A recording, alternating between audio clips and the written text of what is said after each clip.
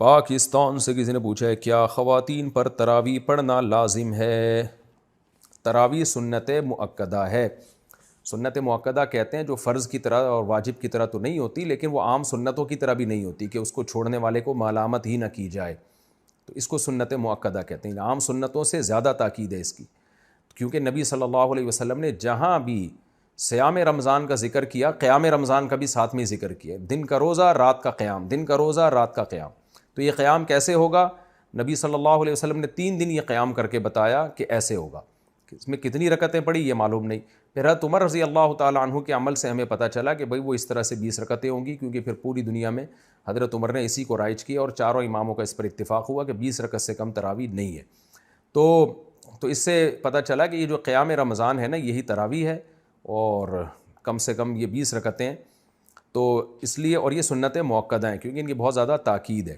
تو سنت مؤکدہ کا حکم یہ ہے کہ مرد ہو یا عورت دونوں کے لیے ایک ہی حکم ہے، الگ الگ نہیں ہے.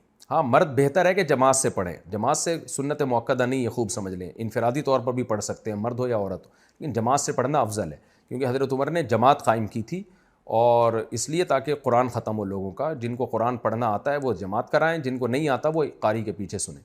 تو اب خواتین پہ تو مسجد کی جماعت فرض نماز بھی لازم نہیں ہے، تو تراویح کہاں سے لازم ہوگی؟ تو اس لیے خواتین بہتر ہے گھر میں تراویح پڑھیں. مسجد جانا چاہیں تو ہماری رائے تو یہی ہے کہ اس زمانے میں ان کو مسجد جانے کی بھی اجازت ہے، حدیث میں اس کی ثبوت ملتا ہے. اور تراویح میں تو ہمیں ملتا ہے کہ اسلاف اپنے عورتوں کو بھی تراویح کی نماز میں لایا کرتے تھے. تو لیکن بہرحال سنت مؤکدہ یہ ہے کہ پڑھ لیں آپ. جماعت سے پڑھنا سنت مؤکدہ نہیں ہے، گھر میں پڑھنا زیادہ افضل ہے.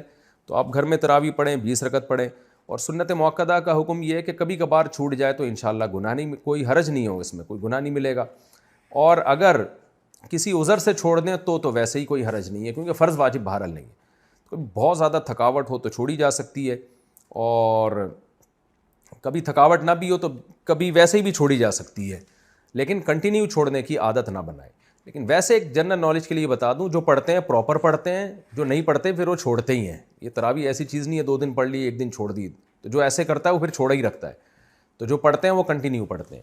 تو نبی صلی اللہ علیہ وسلم نے جب بہت زیادہ تراویح کی فضیلت بیان کی ہے، قیام رمضان کی فضیلت بیان کی ہے، جس کو بعد میں اسلاف نے نام تراویح کا دیا، تو آپ کو چاہیے کہ اس سے قطع نظر کہ یہ سنت مؤکدہ ہے یا غیر مؤکدہ، آپ یہ فضیلت حاصل کریں. کیونکہ شاعر نے کہا ہے تمتع من شمیم عرار نجد فما بعد العشیۃ من عراری، کہ ایک خوشبو ہوتی ہے جیسے رات کی رانی کی خوشبو، یہ رات کے بعد ختم ہو جائے گی.